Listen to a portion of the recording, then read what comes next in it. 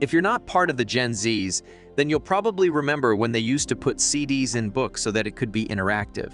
Or what about when almanacs were still a thing and Reader's Digest would explain complex information to you as if you were 5 years old? If the current generation were to see how the learning experience was before, they would probably open TikTok out of boredom. But things have changed. Now, kids can simultaneously play and learn as teachers have been adapting to the children's need for something that's interactive and participatory. That's probably why virtual reality or VR is being integrated in school programs so that it can connect with younger students. Welcome to our channel. Here at International Tech Masters, we won't let you fall behind with the current tech news. And today's news happens to be another step forward for the field of education.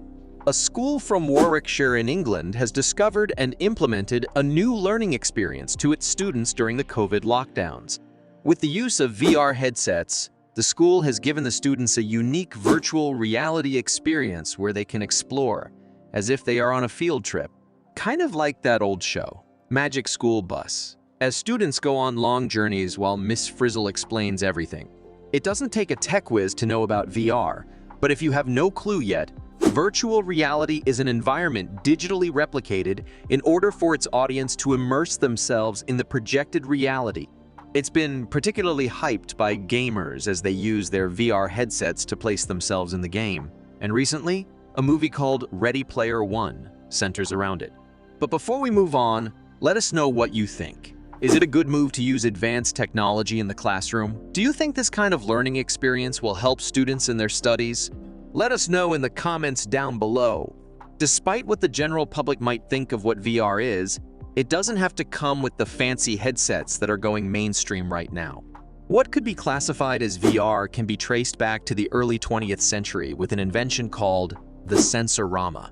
The prototype looks like an arcade machine where the user has to put their head near this smaller space within the prototype so that it can project movies along with smell and sound stimulants.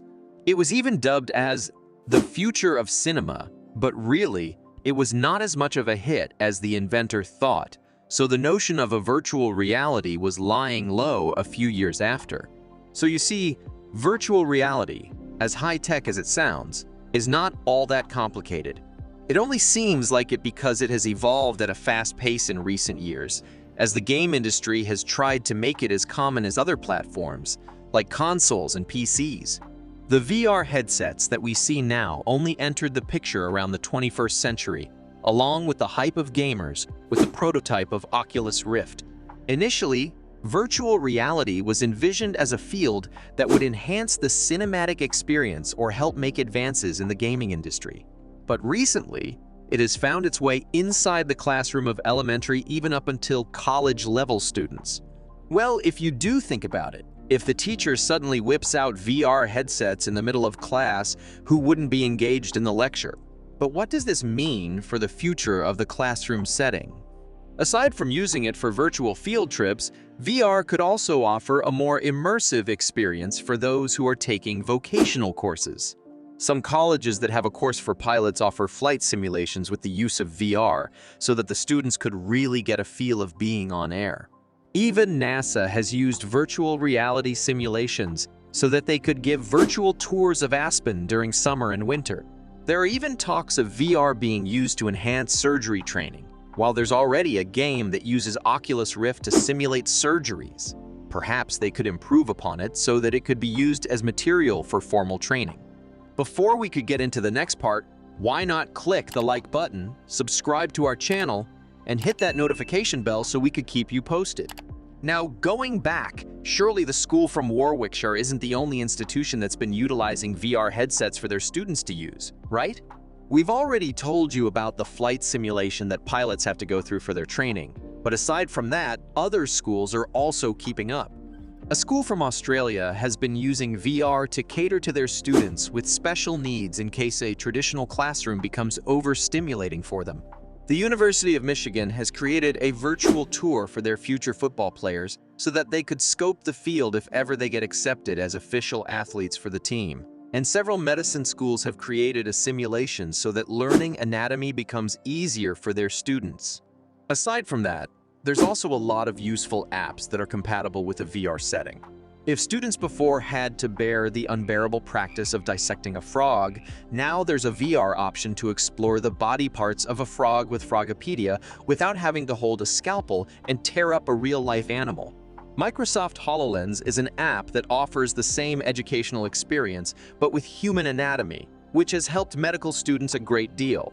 People may now also produce videos so that they can place themselves in another reality using VR technology. For example, BBC has produced a 360-degree video of the Berlin Blitz of 1943 so that people could feel that they're really in the historical event. YouTube also has a feature that allows the viewer to link a video to their VR headset. Roller coaster videos are now the most popular kind of virtual simulations on the platform. But despite the advancement with VR technologies and softwares that go with it, how come not all academic institutions have taken advantage of it? Part of it must be because the upfront cost of buying enough VR headsets could be very expensive. The low-end ones could be bought for $33, while the high-end ones like Oculus Rift have their latest model at $399. For now, only institutions with disposable budgets could exert effort in including VR headsets in their facilities. Another reason could be the digital divide among the professors that have to integrate it into their classes. Because, let's admit it, it's only rare to see professors who are updated with the latest technologies. Some are still even struggling to share their screen in a Zoom meeting. Who knows if they could figure out how to use a VR headset? Lastly, there are a lot of parents who could turn into a stereotypical Karen once you try to bring up innovation in the classroom. Because their child is already on their phones or tablets 24/7, they'll probably lose it once you suggest that they'll be getting even more screen time at school. This is why we only see VR becoming mainstream with gamers and vocational students. But let's not fret about these barriers since there are now more schools that are open to integrating VR into their curriculum. Give it a bit of time, and academic institutions will eventually see the value of using it for better learning. Once these institutions could finally wrap their heads around the benefits of innovating teaching techniques, technologies like VR devices would be a common thing in classrooms. Well, that's it for today. We hope you had a great time watching our video, and if you did, you can check out other uploads in our channel by clicking the button above. We also covered other technological advances, such as this German tech company that discovered a way to diagnose cancer earlier. But if you want to know other tech news than that, make sure to hit like, subscribe to our channel, and click the notification bell to keep you posted. Thank you for watching.